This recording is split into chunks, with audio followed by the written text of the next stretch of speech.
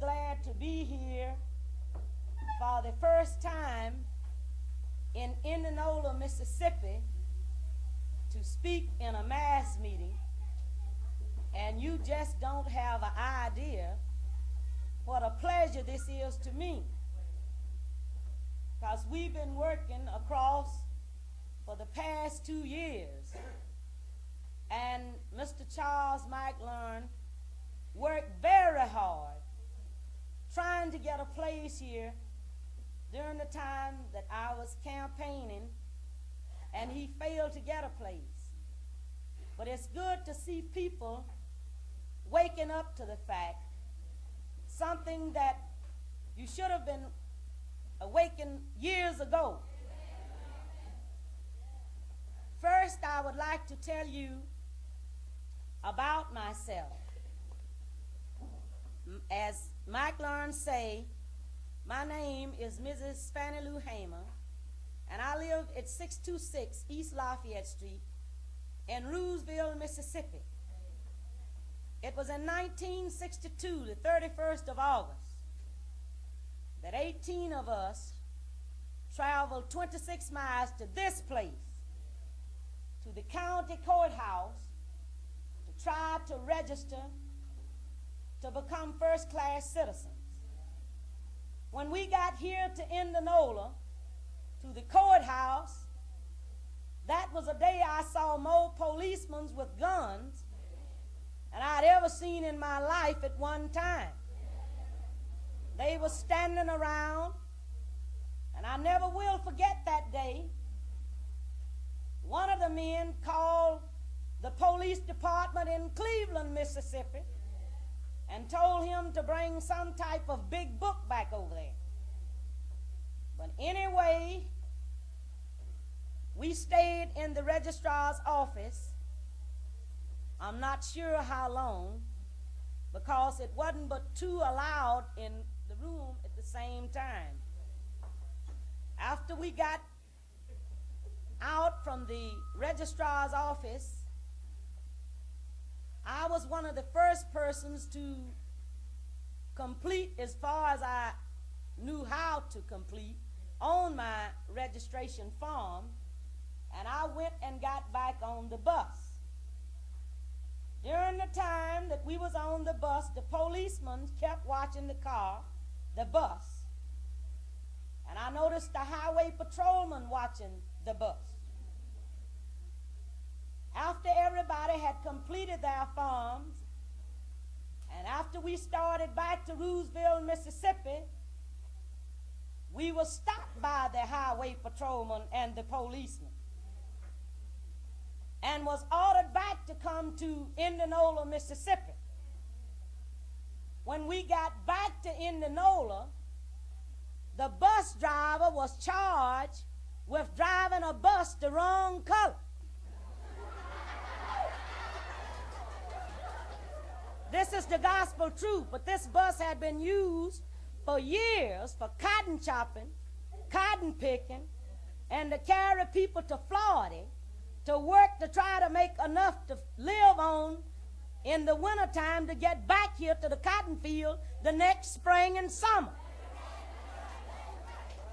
But that day the bus had the wrong color. After we got to Rooseville, about 5 o'clock, Reverend Jeff Sonny drove me out into the rural area where I had been working as a timekeeper and a sharecropper for 18 years. When I got there, I was already fired. My children met me and told me, said, Mama, said, this man is hot. He said, you will have to go back and withdraw, or you will have to leave. During the time he was talking, it wasn't too long before my husband came and he said the same thing. I walked in the house, sit down on the side of my little daughter's bed, and then this white man walked over and said, Pap, did you tell Fannie Lou what I said? He said, yes, sir, and I walked out. And he said, Fannie Lou, did Pap tell you what I said? He said, he did. He said, well, Fannie Lou said, you will have to go down and withdraw or you will have to leave. And I addressed and told him, as we have always had to say, Mister, I said, I didn't register for you. I said, I was trying to register for myself.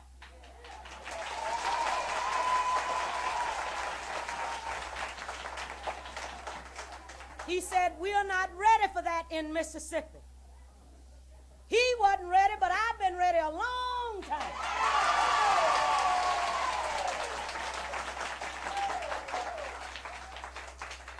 I had to leave that same night. On the 10th of September in 1962, 16 bullets was fired into the home of Mr. and Mrs. Robert Tucker for me. That same night, 2 girls were shot at Mr. Herman Sissons in Rooseville. They also shot in Mr. Joe McDonald's house that same night. Now, the question I raise is this America, the land of the free and the home of the brave, where people are being murdered, lynched, and killed because we want to register and vote?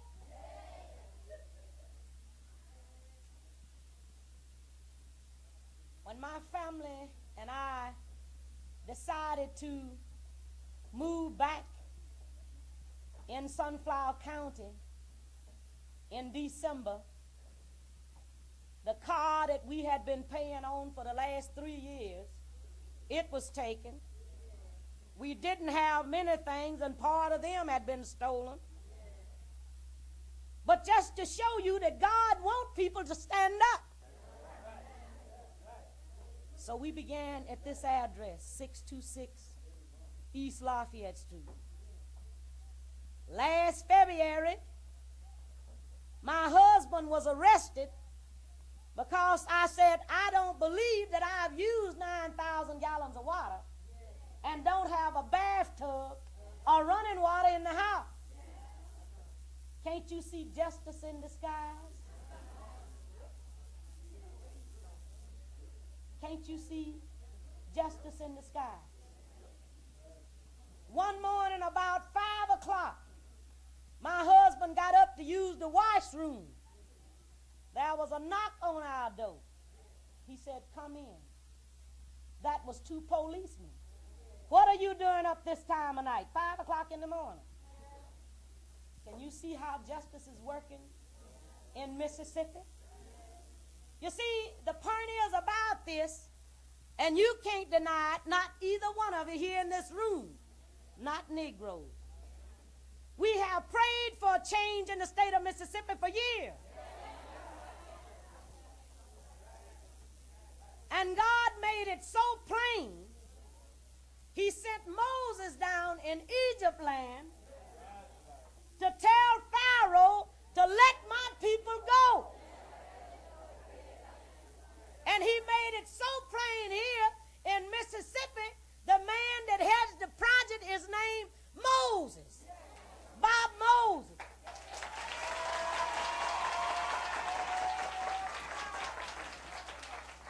And he sent Bob Moses down in Mississippi to tell all of these hate groups to let his people go.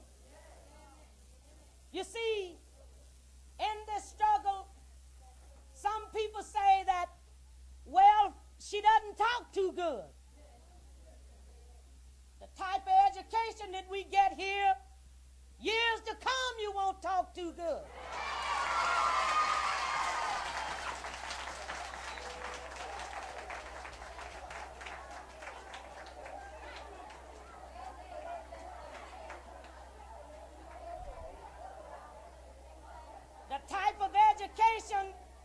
The type of education that we get in the state of Mississippi will make our minds so narrow it won't coordinate with our big bodies.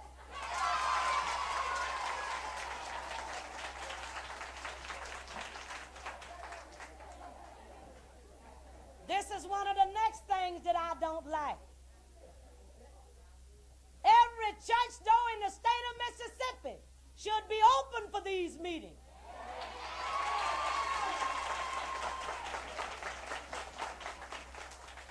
But preachers have preached for years what he didn't believe himself.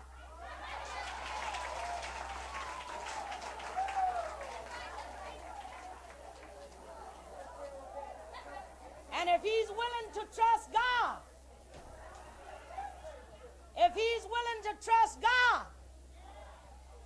he won't mind opening the church door.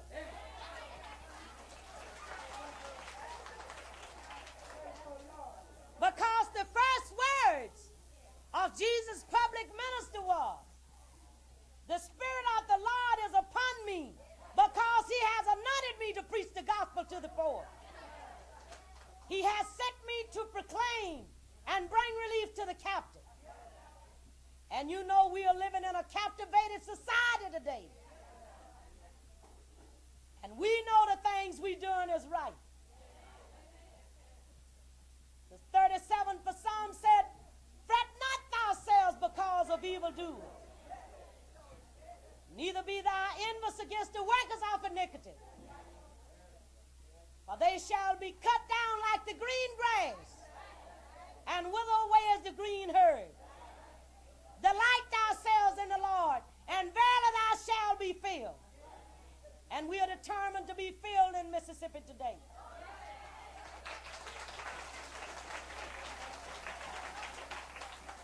Some of the white people will tell us, "Well, I just don't believe in integration." But he's been integrating at night a long time.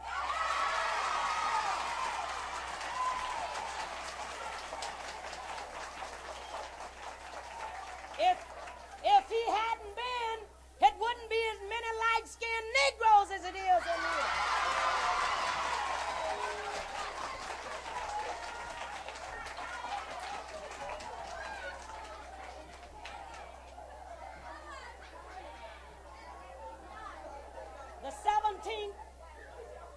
The 17th chapter of Acts and the 26th verse said, "Has made of one blood all nations. So whether you black as a skillet or white as a sheep, we are made from the same blood, and we are on our way."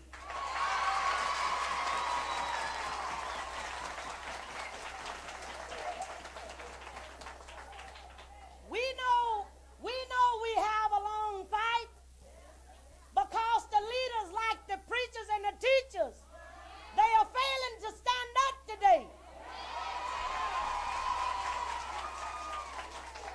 But we know some of the reasons for that.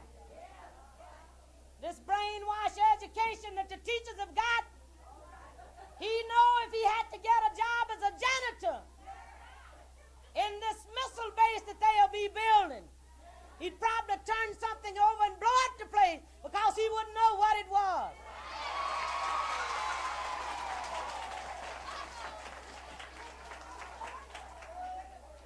Righteousness exalts a nation, but sin is a reproach to any people. Sin is beginning to reproach America today. And we want what is rightfully ours.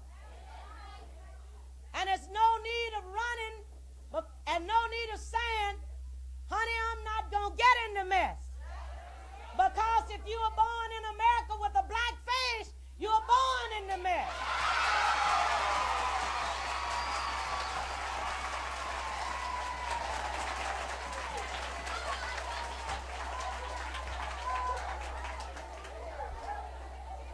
Do you think anybody that will stand out in the dark to shoot me and to shoot other people, would you call that a brave person?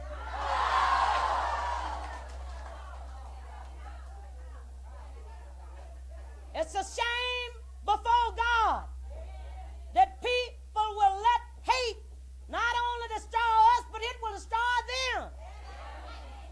Because a house divided against itself cannot stand. And today America is divided against itself because they don't want us to have even the ballot here in Mississippi. If we had been treated right all these years, they wouldn't be afraid for us to get the ballot. People would go different places and say the Negroes, until the outside agitators came in, were satisfied. But I've been dissatisfied ever since I was 6 years old.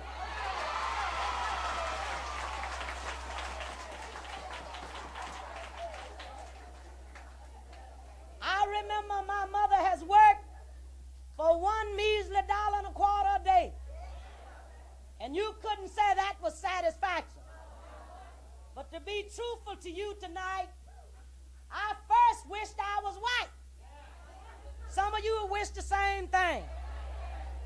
The reason I wish that, they were the only people that wasn't doing nothing but still had money and clothes. We was working year in and year out and wouldn't get to go to school for 4 months in the year because 2 of the months we didn't have nothing. Now, you can't tell me you trust God and come out to the church every Sunday with a bunch of stupid hats on, seeing what the other one have on, and paying the preacher's way to hell and yours too.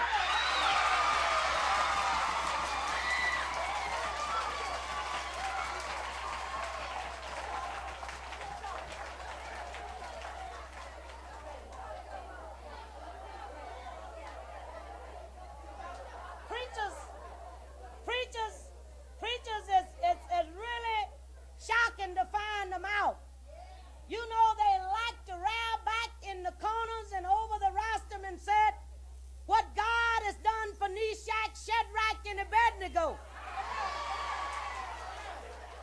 But what he didn't know, God has done the same thing for Fannie Lou Hamer and El Punda and Lance Guillaume. And I can tell you now how this happened. After I had been working for 8 or 10 months, I attended a voter educational workshop in Charleston, South Carolina. On the 9th of June in 1963, we was returning from the workshop. We arrived in Winona, Mississippi about 11 o'clock. 4 of the people got off of the bus to use the restaurant. 2 of the people got off of the bus to use the washroom. At this time, I was still on the bus. And I saw the 4 people rush out. And I got off of the bus. And I said, what's wrong? And Miss Punda, Southwide Supervisor for the Southern Christian Leadership Conference, said, it was a chief of police and a state highway patrolman ordered us to come out. And I said, this is Mississippi for you. She said, well, I think I'll get the tag number and we can file it in our report. And I got back on the bus. One of the girls that had used the washroom got back on the bus, and that left 5 on the outside. When I looked through the window, they was getting those people in a car. And I stepped off of the bus again. And somebody screamed from that car and said, get that one there. And a man said, you're under arrest. When he opened the door, and as I started to get in, he kicked me. And I was carried to the county jail. When I got to the county jail with the 2 white fellows that drove me to jail, they was calling me all kinds of names. And they was asking me questions. And as I would try to answer, they would cut me off. And as we got to the county jail there, when we walked into the booking room, one of the policemen walked over to one of the young men and jumped up with all of his weight on one of the Negro's feet. And then they began to place us in cells. I was placed in a cell with Mrs. Vesta Simpson from Itabena, Mississippi. And during that time, they left some in the booking room. And I began to hear screams. And I began to hear howls. And I began to hear somebody say, "Can't you say yes, sir, nigga?" And I could hear Miss Ponder's voice said, "Yes, I can say yes, sir." So I said, she said, "I don't know you well enough." And I would hear when she would hit the floor again.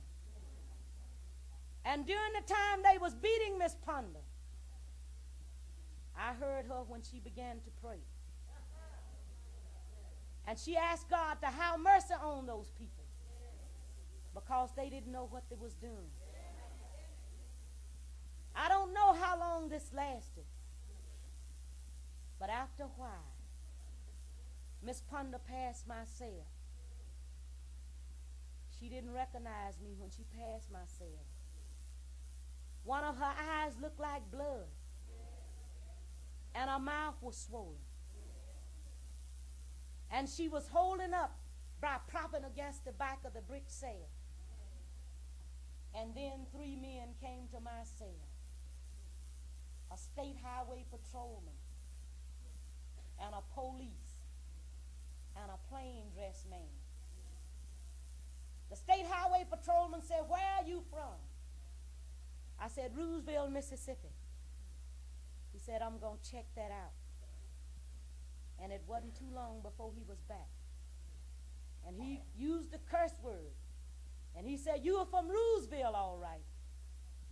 He said, "We're going to make you wish you was dead." I was led out of that cell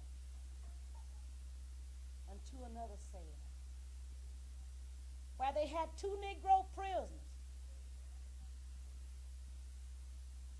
3 white men in that room and 2 Negroes. The state highway patrolman ordered the first Negro to take the blackjack. It was a long leather blackjack, and it was loaded with something heavy. And they ordered me to lay down on my face on a bunk bed. And the first Negro beat me. He had to beat me until the state highway patrolman give him orders to quit. Because he had already told him, said, "If you don't beat her," said, "you know what I'll do to you." And he beat me I don't know how long. And after a while, he was exhausted, and I was too. And it was a horrible experience. And the state highway patrolman told the second Negro to take the blackjack. And I asked it this time. I said, "How can you treat a human being like this?" The second prisoner said, "Move your hand, lady. I don't want to hit you in your hand." But I was holding my hand behind on the left side to shield some of the licks because I suffered from polio when I was 6 years old. And this kind of beating, I know I couldn't take it. So I held my hands behind me. And after the second Negro began to beat me, the state highway patrolman ordered the first Negro that had beat to set on my feet to keep me from working my feet. And I was screaming, and I couldn't help but scream. And one of the white men began to beat me in my head and told me to stop screaming.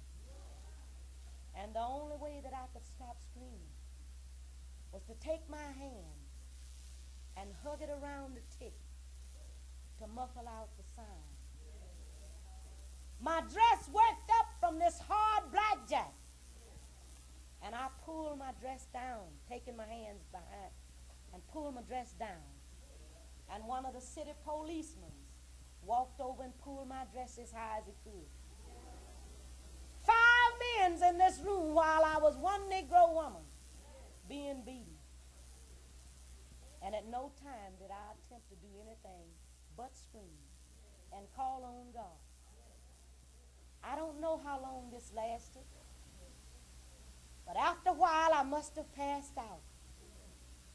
And when I did raise my head up, the state highway patrolman said, "Get up from there, fatso." But I couldn't get up.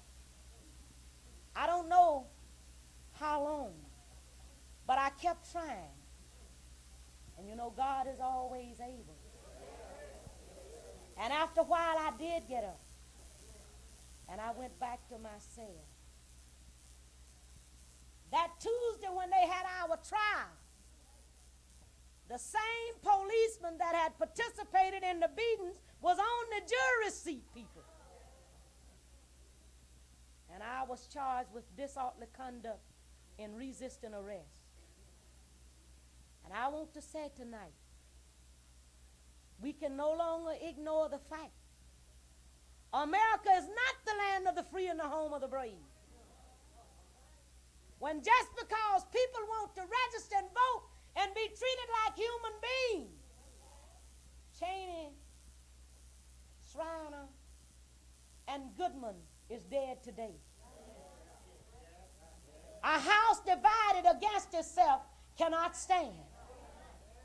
America is divided against itself, and without they considering us as human beings, one day America will crumble because God is not pleased. God is not pleased at all the murdering and all of the brutality and all the killing for no reason at all. God is not pleased at the Negro children in the state of Mississippi suffering from malnutrition. God is not pleased because we have to go raggedy each day.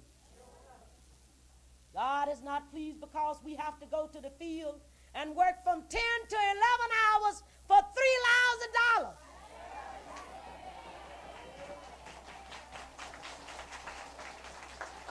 And then how can they say in 10 years' time we will force every Negro out of the state of Mississippi? But I want these people to take a good look at the cells. And after they've sent the Chinese back to Chinese, the Jews back to Jerusalem, and give the Indians their land back, and they take the Mayflower from whence they came, the Negro will still be in Mississippi.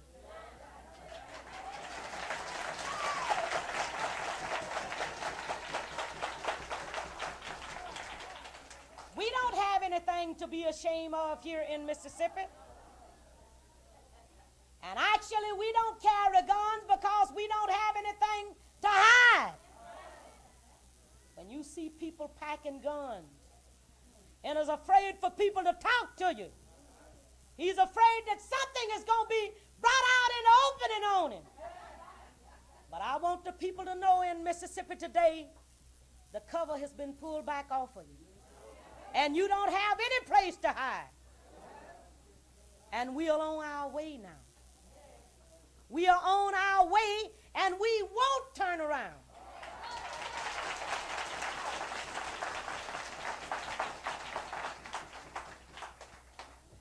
We don't have anything to fear. I don't know today, I don't know tonight whether I'll actually get back to Roosevelt. But all that they can destroy is the Fannie Lou that you meet tonight. But it's a Fannie Lou that God hold will keep on living day after day.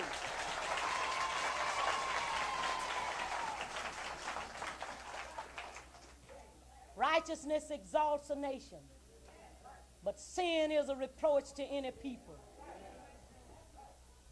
The beatitude of the Bible, the 5th chapter of Matthew said, "Blessed are they that mourn, for they shall be comforted." We have mourned a long time in Mississippi. And he said, "The meek shall inherit the earth." And there's no race in America that's no meeker than a Negro. We are the only race in America that has had babies sold from our breasts, which was slavery time, and had mothers sold from their babes. And we are the only race in America that had one man to march through a mob crew just to go to school, which was James H. Merritt. We don't have anything to be ashamed of.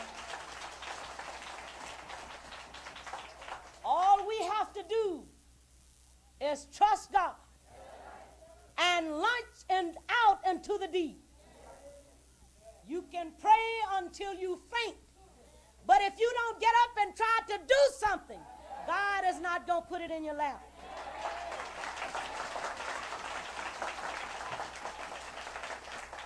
It's very plain today, some of the things that you have read in the Bible. When this man looked out and saw the number and said, these are they from every nation. Can't you see these things coming to pass today?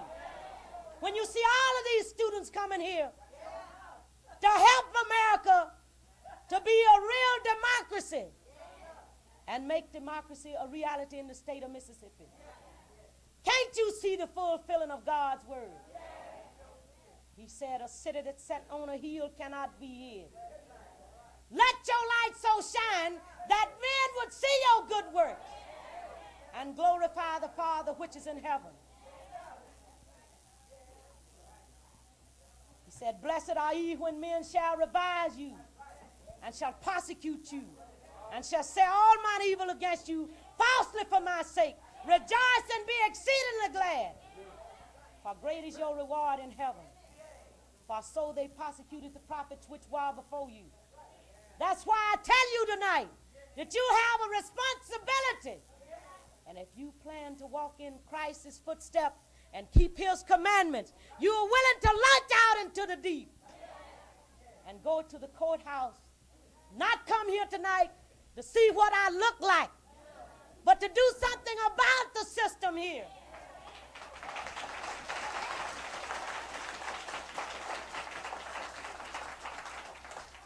We are not fighting against these people because we hate them. But we are fighting these people because we love them and we are the only thing can save them now. We are fighting to save these people from the hate and from all the things that will be so bad against them.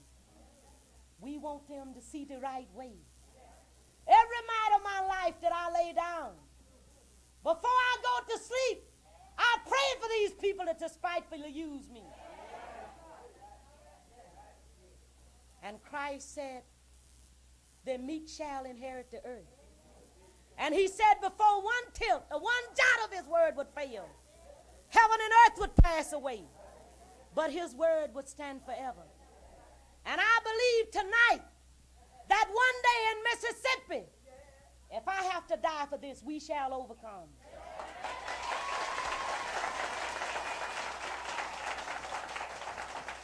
We shall overcome means something to me tonight. We shall overcome mean as much to me tonight as amazing grace, how sweet the sound that saved a wretch like me. Because if grace has saved a wretch like me, then we shall overcome. Because he said, seek and ye shall find. Knock and the door would be open. Ask and it shall be given. It was a long time, but now we see. We can see, we can discern the new day. And one day the little Negro children, the little Negro boys, and the little Negro girls won't be afraid to walk down the street because of so much hate that will make a police jump on the kid. And one day, by standing up, going to the courthouse to try to register and vote, that we can get people that's concerned about us. Because anytime you see a Negro policeman now, you can rest assured he's a Tom.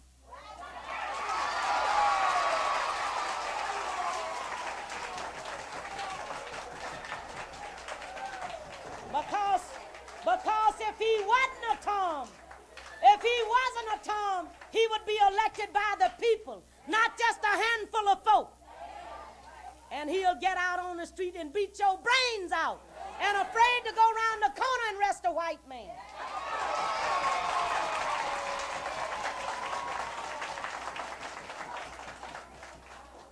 We want people over us that's concerned about the people because we are human beings. Regardless to how they have used us for all these years, we always cared what was going on. We have prayed and we have hoped for God to bring about a change. And now the time has come for people to stand up. And it's something real peculiar, but still it's great. There used to be a time when you would hit a Negro, a white man would hit a Negro. The others would go and hide.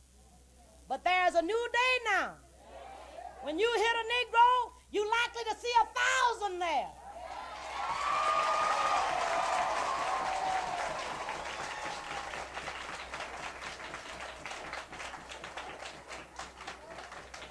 Because God cares. God cares and we care. And we can no longer ignore the fact that we can sit down and wait for things to change. Because as long as they can keep their feet on our neck, they will always do it. But it's time for us to stand up and be women and men. Because actually I'm tired of being called Annie.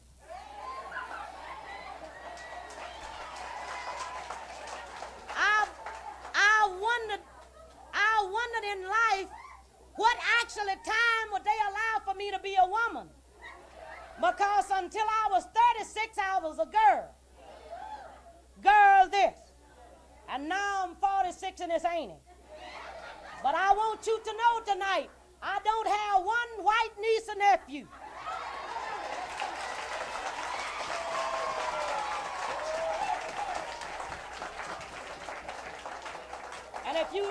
And if you don't want to call me Miss Hamer, just call me plain Fannie because I'm not your aunt.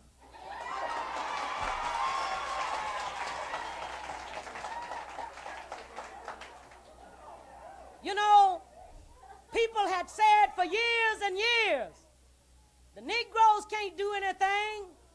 That's the report that they were sending out about the people of Mississippi. The Negroes are ignorant. But just who's acting stupid now?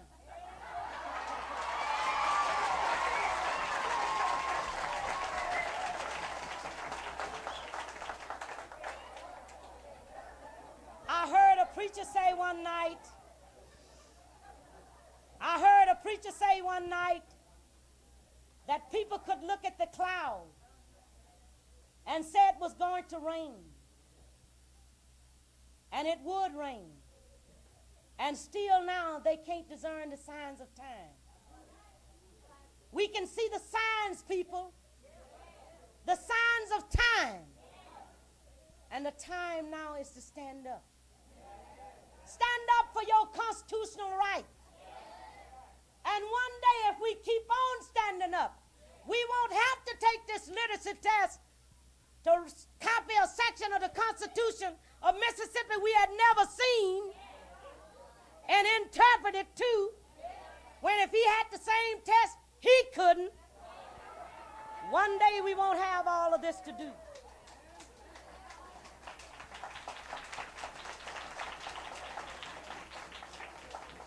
We'll keep right on walking, and we'll keep right on talking, and we'll keep right on marching.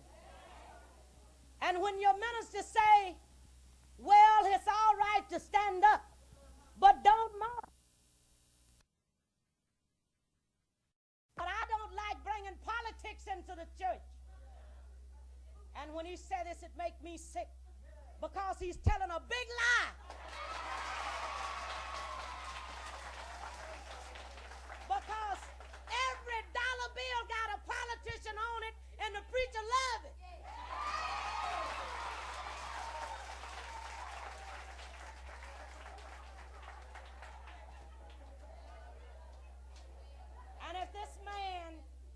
And if this man don't choose to be a shepherd, he can be a sheep and follow the shepherd.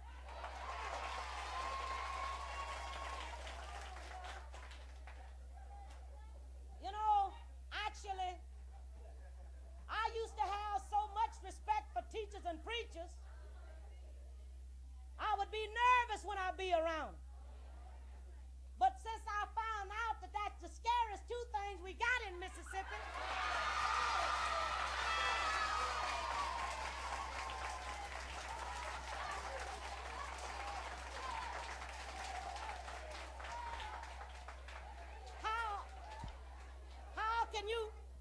can you actually trust a man and have respect for him? He'll tell you to trust God, but he doesn't trust him himself.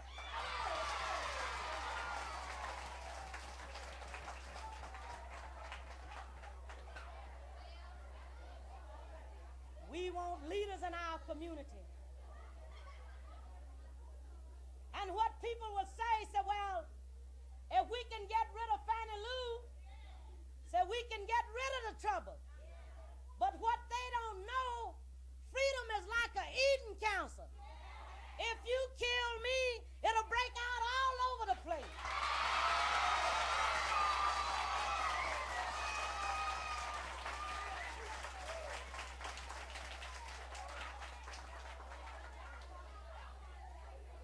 We want ours, and we want ours now. I question sometimes, actually, has any of these people that hate so, which is the white, read anything about the Constitution? 1807, the 15th Amendment was added on to the Constitution of the United States that gave every man a chance to vote for what he thinks to be the right way. And now this is 64 and they're still trying to keep us away from the ballot. But we are determined today, that one day we'll have the power to ballot. And the sooner you go to the courthouse, the sooner we'll have it.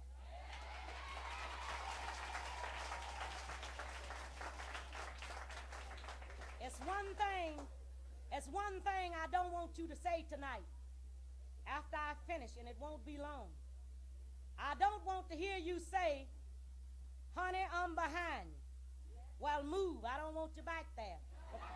Because you could be 200 miles behind. I want you to say, I'm with you. And we'll go up this freedom road together.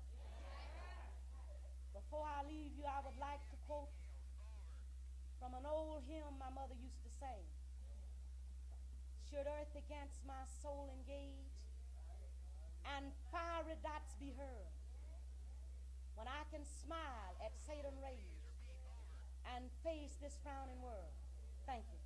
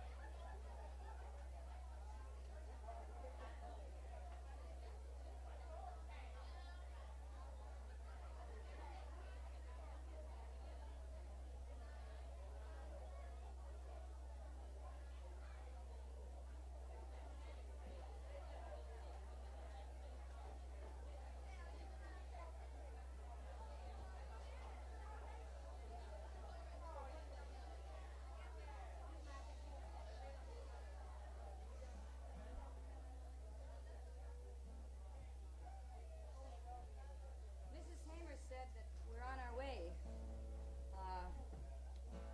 There's an old song that was made up, at least 150 years ago in slavery times that said, I'm on my way. At that time, everybody acted like they thought it meant I'm on my way to heaven. But what it really meant was I'm on my way to Canada or up north someplace.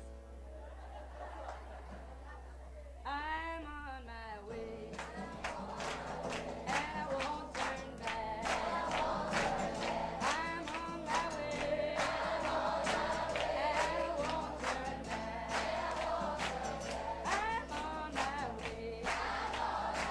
And I won't turn back. I'm on my way. Glory, hallelujah. I'm on my way.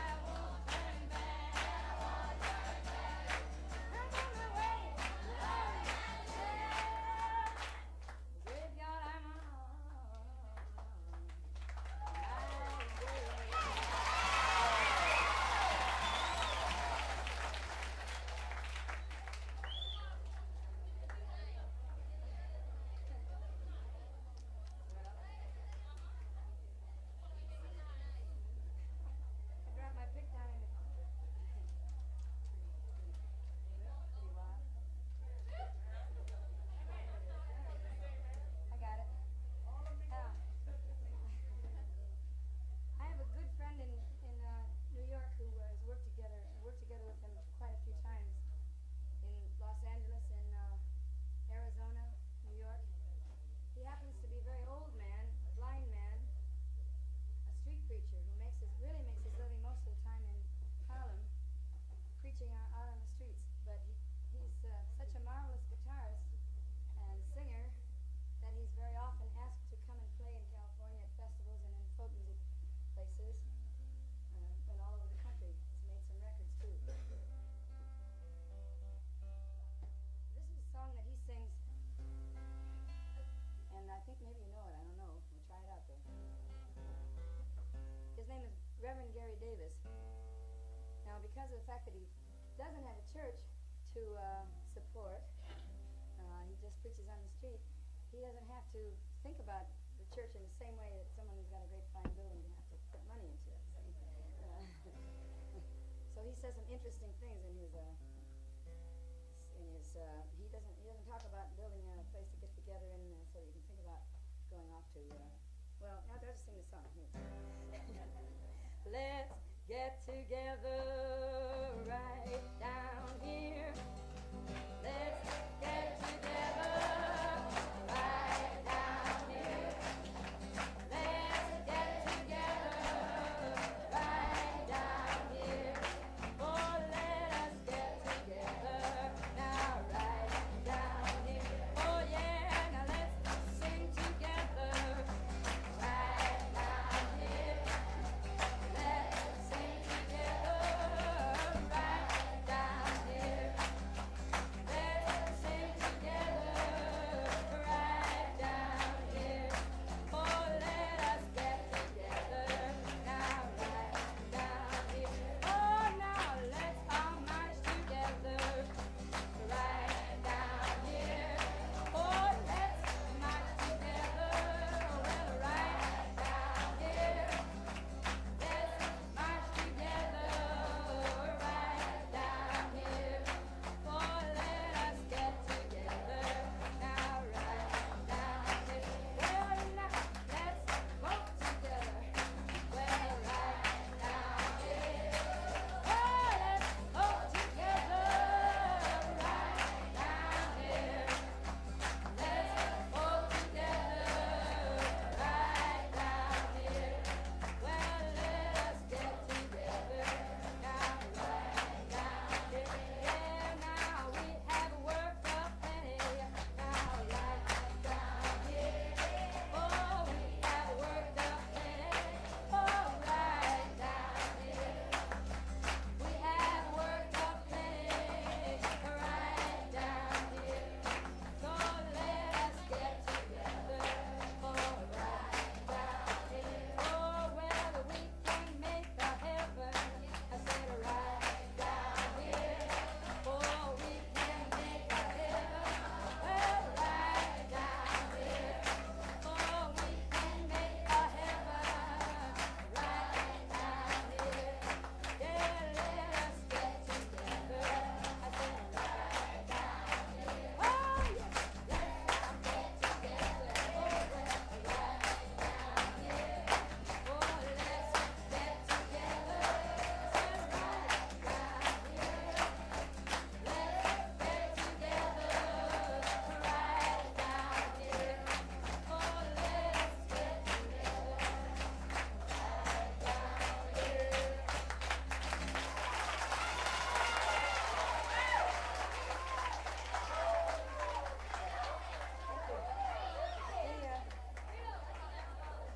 Last week, I was up here in Indianola last week, and I brought a song along. And I think since I was here before, some of the people have learned to sing it, and I'd like to ask them to come up and help me do it, if they would. Could you, girls? Come on. This song was made up in San Francisco. We have our civil rights struggle in San Francisco too, you know. Only over there, what we're fighting for, it's taken for granted that everybody's going to vote. If you care about anything, you go and vote. But one of the things that is not assured as yet, even though we have in California what they call Fair Employment Practices Commissioner, who who is supposed to look over everything, make sure that employment is handed out on a fair basis. Well, he's supposed to do it, but, you know, like a lot of things, it doesn't get done unless somebody gives it a little push. So last this spring, a couple months ago, an 18-year-old high school girl by the name of Tracy Sims started a movement against several of the big employers associations who employ young people. A hotel owners chain, the supermarket chain, the people who sell cars, the bank employers of bank clerks, and they had quite a campaign at the Palace Hotel, which was the biggest, most exciting thing that happened. The picketing started, a very small group of people started in picketing, got bigger and bigger. They still didn't do anything much. The hotel association wouldn't make an agreement. So we finally kids brought their sleeping bags and blankets and things and went to sleep in the fine lobby under the crystal chandeliers. That made a little disturbance, but still they didn't get what they wanted. So they began to sing all night and all day. They sang freedom songs, they shouted freedom. People on the third and fourth floor couldn't sleep, and that began to aggravate the hotel owners a little bit. Finally, they decided to get some action. They would just drag themselves right in front of the doors and block the doorway so that the customers couldn't get in and out. And that, as you probably guessed, raised a little bit of sand with the people in the hotel, and also caused them to decide they would arrest some people. So they arrested by this time, I didn't tell you, by this time there were about 1,000 young people in the demonstration. They arrested about 400 of them. They got tired of carrying out these bodies of the kids who had drawn limp. So it took 2 policemen to carry out each demonstrator, and carrying out 400 of those took quite a long time. So in California they don't do such primitive things as beat you in the jail. They just put you in, you bail yourself out, and then they cause a whole lot of time to be wasted, because even now, after about 3 months, the courts in San Francisco are still tied up with these trials of disturbing the peace, or whatever they call it there. It's not a danger to get arrested, it's just a nuisance, but it has to be done. So anyway, make a long story short, a lot of the old timers were criticizing this whole thing. The old people in the civil rights movement, who had everything to themselves, were leading the people slowly out of the situation. Said, well, you're going too fast, kids, you're too impulsive. You shouldn't be singing so loud. You shouldn't be raising so much noise. You shouldn't be, everybody hasn't been home for 3 or 4 days. They're all dirty. They got beards. They got, they don't look so good. They're all messed up. The white liberals, who had supported most of the action in civil rights so far, said the same things. They said, well, you children are going too fast. You have to take it easy. We're going to get there pretty soon. But this young girl, 18 years old, Tracy Sims, and all her friends said, well, we don't care if it isn't nice. We need jobs now. So this was the song that was made up to explain to the old timers what the hurry was. All right.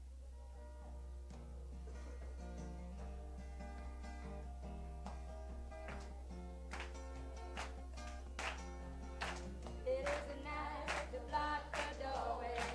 It isn't nice to go to jail. There are nicer ways to do it, but the nice way always fails. It isn't nice to call us what, to call us why.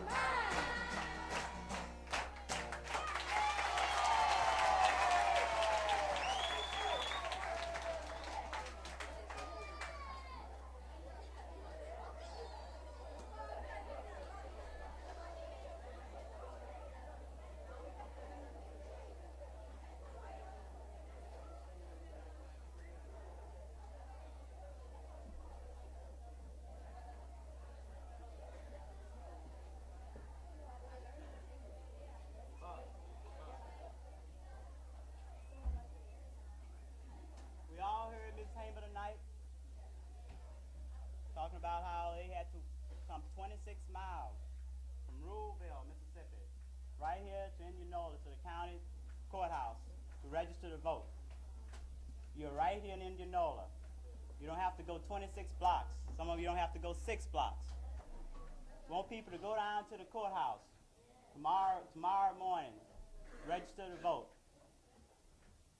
Tamer said that it's about time that we stood up, made a stand for ourselves. About time we got our preachers to stand up. Said if they don't want to be the leader of the flock, then they'll just be one of the sheep there, and you'll be the leader. She said that after she finished talking, she didn't want you to say, well, I'm behind you. Not behind her, see. Said she wants you to say that you're with her. Only way you can be with her is to go down to the courthouse. Because she's done it. She's taken a stand over the last 2 years all over the state of Mississippi, all over the United States, going around telling the people what you face here. She's taking a stand for herself, first of all. She's taking a stand for every Negro here in the state of Mississippi. So it's about time that we all take stands for ourselves. We all of us. See, we all got to take a stand one day.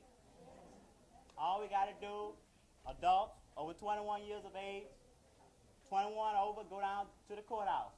That's all. 2 years ago, they arrested them there. She was beaten and so forth. But I doubt if you will face that, see. It's 2 years from now. See, because of Mrs. Heyman and other people like that who've come before us, see, and these stories, her story's been told all over the United States, and they're sort of scared now, see. They're sort of scared to do these same things to you. So she and others have paved the way. They've made it sort of safe for you to go down. Just go down, ask for the test, and do your best on the test. If you don't pass tomorrow, you go back 2 weeks, 3 weeks, and you try again, you see. Come out here to the Freedom School at night, Monday through Friday, 8 o'clock at night, and go over the test. We got copies of the test. You go over the test and learn what's on the test, see. You read the Constitution, you go over that, see, and you learn what to put on the test. So we want everybody, all adults, everybody 21 years of age or older, those people who will be 21 by November, go down to the courthouse tomorrow morning. We'll be down there to see you. From 10 o'clock tomorrow morning up until 12. And any day next week, we'll be down to the courthouse. Everybody, all adults, see, we'll be down to the courthouse tomorrow morning. Everybody. And all those people who have not filled out freedom registration forms, you can fill it out here tonight. All those people 21 years of age who have not, or older, who have not filled out freedom registration forms, you can fill it out right up here at the table tonight. We have people up here ready to fill it out for you. You just sign your name. That's all you have to do here tonight. Everybody that has not, if you have filled it out, some lady came up to me and said, well, I filled out freedom registration 5 times. Can I fill it out again? You say, no. Say just one time is enough. She wanted to fill it out for for herself and then for all those others who had not filled it out. See, so I told her just one time's enough. See, all those who have not filled it out, you can come up here and just fill it out. Just take a minute for you to do that. See, we wanted to announce, at least to have you thinking about this.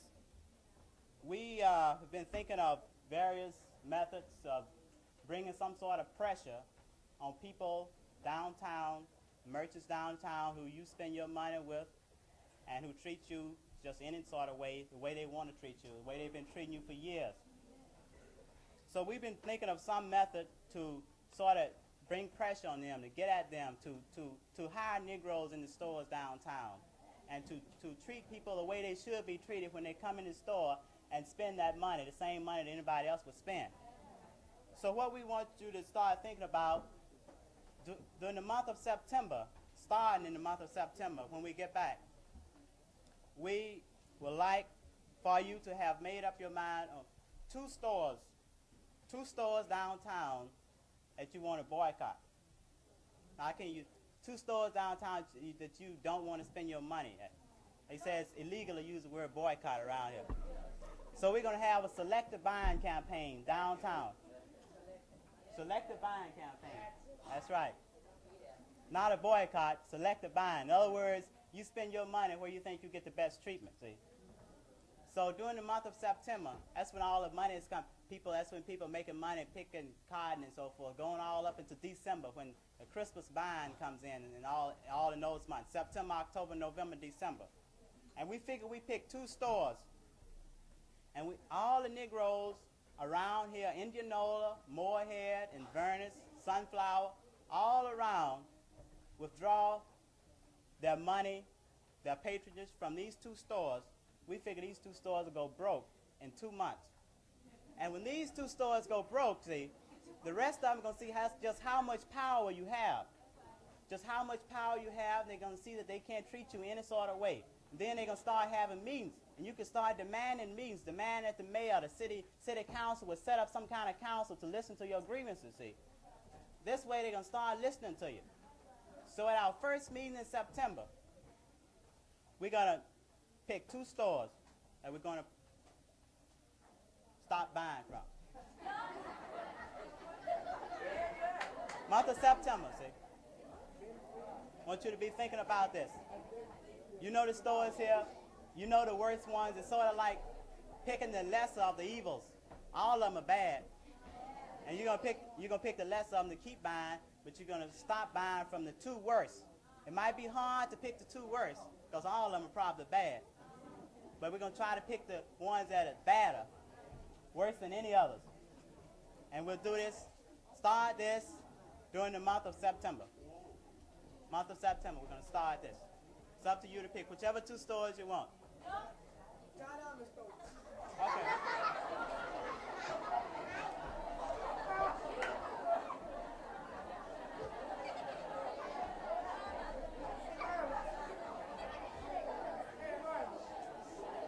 Okay. Okay, peace.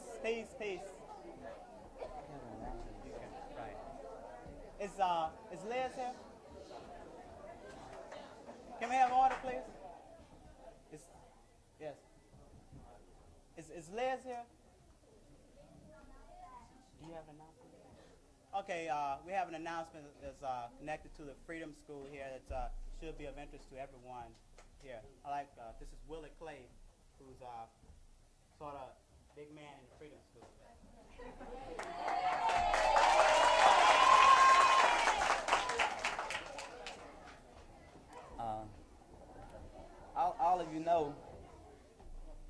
All of you know that we have organized here what we call a Freedom School. And every day after we leave public school, the 2 public schools, we come here for Freedom School. We get in this school, but we don't get at those schools. And starting tomorrow, we are going to attempt to organize what is called a PTA. We're going to organize it here at Freedom School because we don't have it at the 2 regular schools.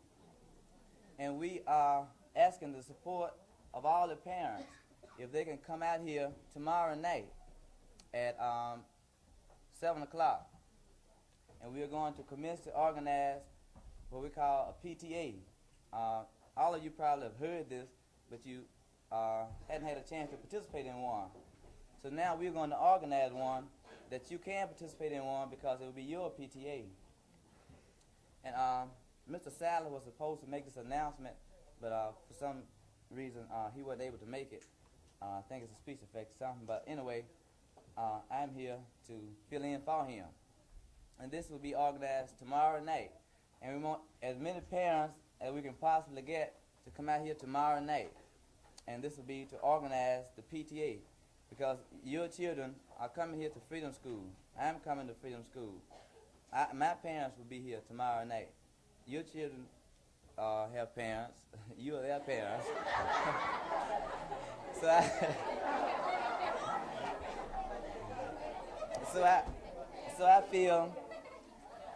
I feel that you should be here too. And all of you have listened to Mrs. Hamer's speech, you might say, and I enjoyed it. And I know you should have enjoyed it too. Mm-hmm.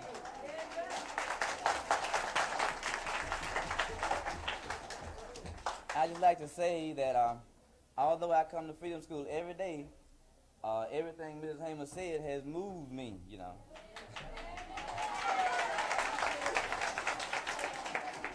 and I feel that it should have moved you also. So tomorrow night, if we could get as many parents as possible to come out here, and we're going to organize this PTA at the Freedom School, because we don't have a PTA at the two regular schools.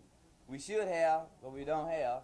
So we want you to come here, and we're going to organize one here tomorrow night at 8 o'clock. Correction, 8 o'clock instead of 7 o'clock. Be sure and be here by 8 o'clock tomorrow night.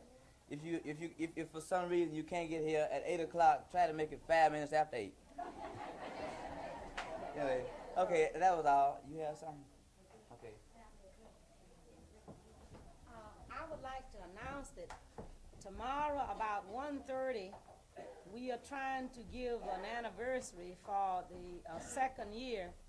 It's very important to us that the freedom movement started in Roosevelt, Mississippi. And all of you that would care and would like to come, we especially would like to have all the students that's here working like Liz and all the other folk, because we are very grateful to these people for coming down here this summer, and this is something that we want to show as a token of what we care. And it always have meant something to us that Mike learned. He had kind of forgot the date it was, but we can't ever forget what Mike Lon and the rest of the SNCC workers has meant to us in the state of Mississippi in trying to reach what we call the grassroots people. And we would like for all of you to come if you can. Thank you.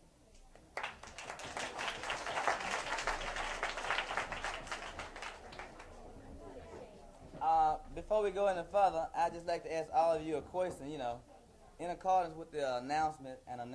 I just wondered, how many of you all are coming tomorrow night?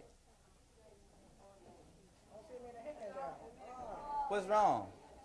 I asked the question, how many of you all are coming tomorrow night to organize a PTA? Hold your hand up, like that. All right. We want to make sure, wait a minute.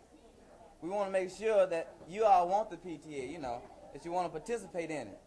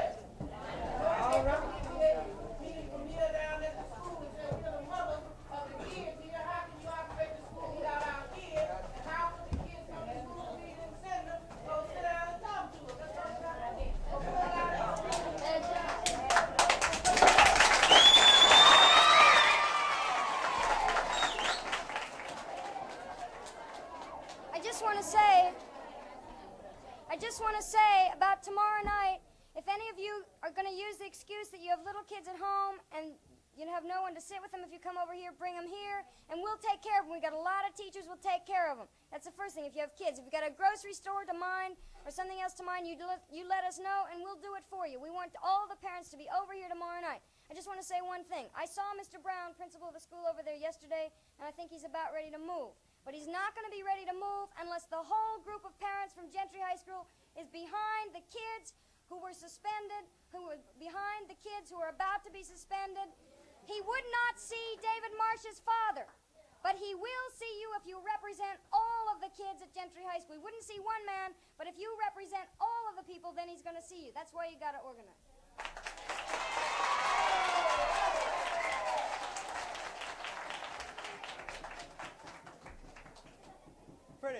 Pretty funny there when Clay said we're going to organize PTA there. PTA means Parents Teachers Association there. And, and where are the teachers here, see? Thing is, in reality, what you're going to do is organize a PA, Parents Association, and And then when you're strong, you can go there to get the teachers and say, join me. If you don't join me, we're going to leave you, see?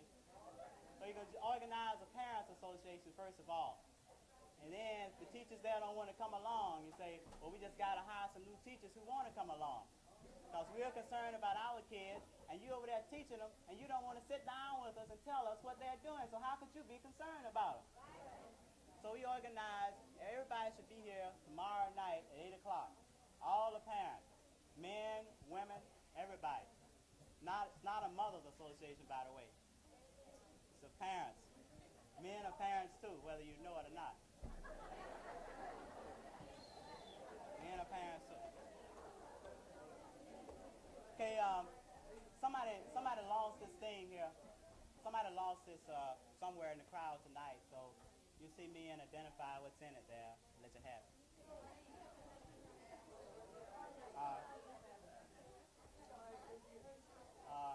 Since Ms. Hamer announced this thing about this thing tomorrow in Ruleville, 1:30. All those people who sort of feel close to the freedom movement, I guess I just found out about myself. So I guess tomorrow we're going to have a working day. We plan to go to Sunflower, all teaching voter registration also. We'll take a holiday off tomorrow there, and we'll all go to Ruleville. And those people here who want to sort of go with us, who feel really close to the movement, want to celebrate the anniversary of the movement that started in Ruleville, spreading all over this district here. You see us tomorrow here at the school, and we'll sort of try to go over there, go over to Ruleville tomorrow. 1:30.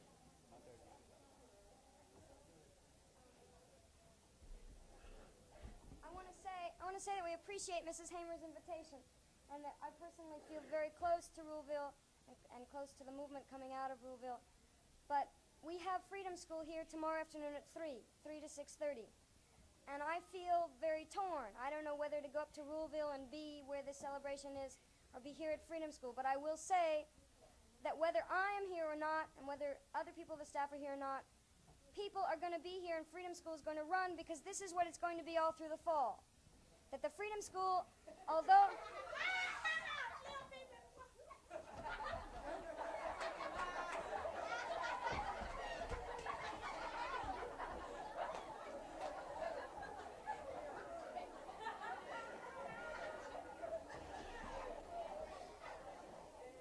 that we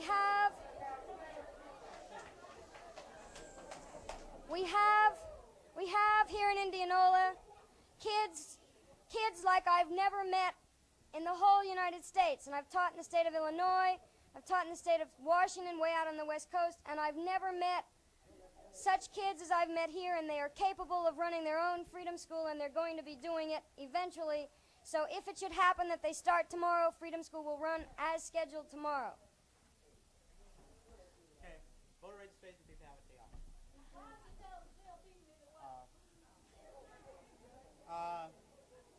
Anything else?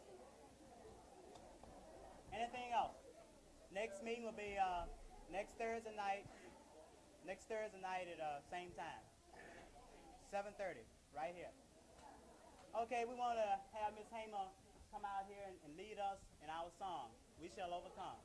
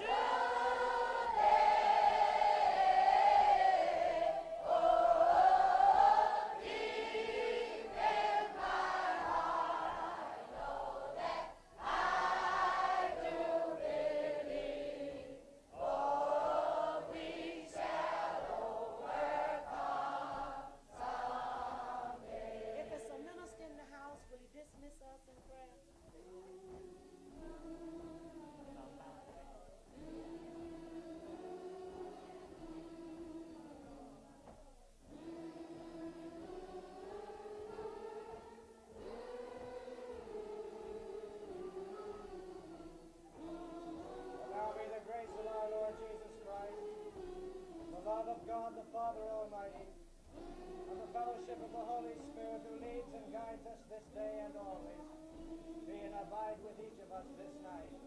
And may he lead us forward ever anew to freedom and justice for